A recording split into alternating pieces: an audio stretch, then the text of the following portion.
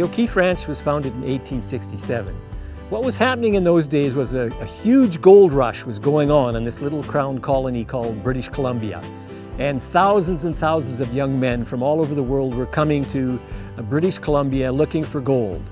Because of the hot, dry climate in the Okanagan, water is everything. If you have water, you can grow just about anything, from beef cattle to apples. O'Keefe was a young man who came from Upper Canada, which was soon to become the province of Ontario in the new Confederation of Canada. But he came out to British Columbia, and after trying his hand at gold mining and working on the Cariboo Road, he decided he would work with Thomas Wood, another young man that he'd met from Newfoundland. And Thomas Wood had driven cattle up this trail, and Cornelius joined him. And in 1867, they went all the way down to Oregon City on the Willamette River, and they bought cattle. And they drove them north, swimming the Columbia River, and worked their way up. And when they arrived at the head of Okanagan Lake, they looked around them and thought, this place is close to paradise. Bunch grass as far as the eyes can see, well watered with creeks running into the lake right there, and the land was available. So the choice was easy. They each took a preemption, or what the homestead would have been called in those days, of 160 acres. And that was the beginnings of a cattle empire. Cornelius O'Keefe was a good Irish Catholic, and so having a church on his property was a normal sign of him being successful. Nowadays, the church has become a symbol of the O'Keefe Ranch for all who drive down the hill, see the little rustic church sitting on the edge of the road where it's been for over 125 years.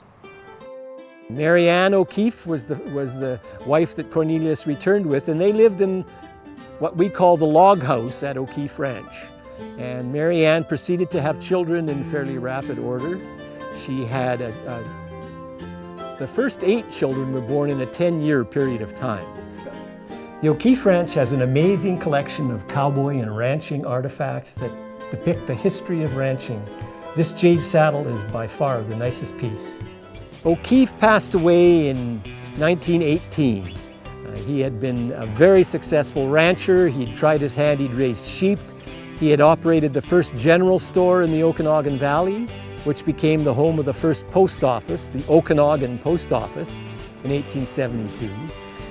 He was a very entrepreneurial spirit, and when he died in 1919, you'd think that his family was on Easy Street, but unfortunately that was not the case. They opened the ranch to the public officially in 1967, exactly 100 years to the day from when Cornelius had come down the trail from Oregon.